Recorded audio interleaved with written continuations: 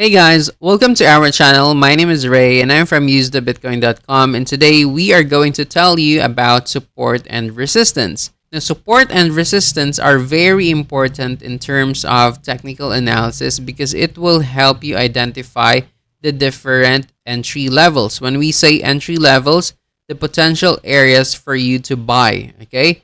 And it will also help you to identify the potential exit levels, okay? The exit levels are the potential areas for you to sell your position. All right. Now, to better understand this one, I will be showing you an illustration here. Okay. So let's say this is the roof of your house. Okay. And let's say that this is the floor of your house. All right. Now, this is the ball. Okay. Now, if you throw your ball upwards, okay, and if it hits the roof, what will happen to the ball? Okay, the ball will go down. So the roof here is representing the resistance levels. Okay, resistance level is where the price tends to go up and will stop rising and starts falling. Now, in the other hand, okay, if you will throw your ball on the floor, what will happen to the ball? It will bounce from the floor. Now, that is what you called as support. The floor acted as the support levels. Okay, so in short, support level is where the price tends to stop falling. Okay, it went down and started falling, and what happened next? It started to bounce. Okay, so that is what you called support and resistance. Resistance is the roof and support is the floor. Okay, now to better understand this one, let us now identify it in our chart. Okay, now this is the current price of Bitcoin, right?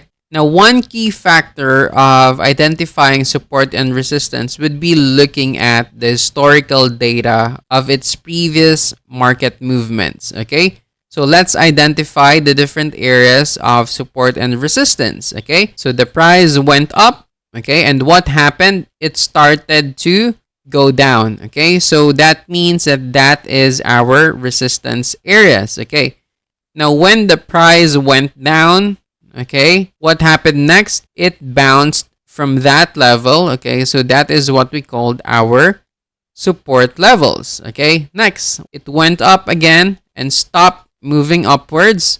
So we will plot another line here. That is what we called our resistance levels. Okay, and what happened next? It went down here again. Okay, so it created a new support levels here. Okay, and what happened next? When the price went up, okay, it reached the previous resistance levels of this area right here. Okay, so as you can see, the market went down again. So as you can see, guys, the previous movement of the market would somehow affect the current or the future movement of the market. Okay, since it encountered its previous resistance level, it went down again. Okay, so same here. Okay, what happened here? It went up. Okay, why? Because it encountered a previous support levels of the market here. As you can see, looking at the historical data or looking at the historical movement of the market would somehow give you a clue on what's about to happen next. Okay, now let's look at this one. Okay, prices went up because it was at the previous support levels of the market right here. Okay, and then prices went down. Why? Because it was also at the previous resistance levels of the market right here. Now, as what you can see here in our current movement of the market, price went down and stopped falling. Why? Okay, because there was a previous movement of the market here. The previous resistance levels right here acted as a new support levels for the current price of the market here.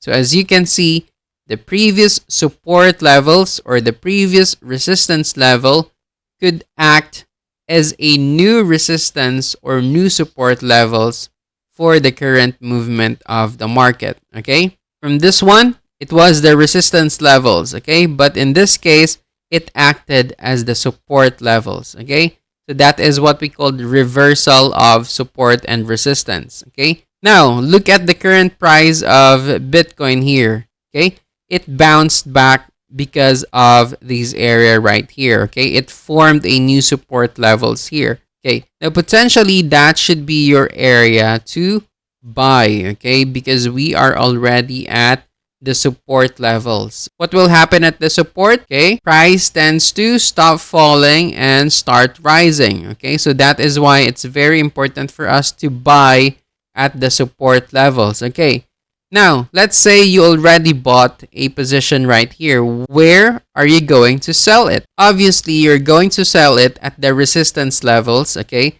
because at the resistance levels, price tends to stop rising and starts falling. Okay, so where is the resistance levels? Right here, into these areas right here. So it means that if you bought your asset here, then your next area to sell would be at around these areas. Okay, sell.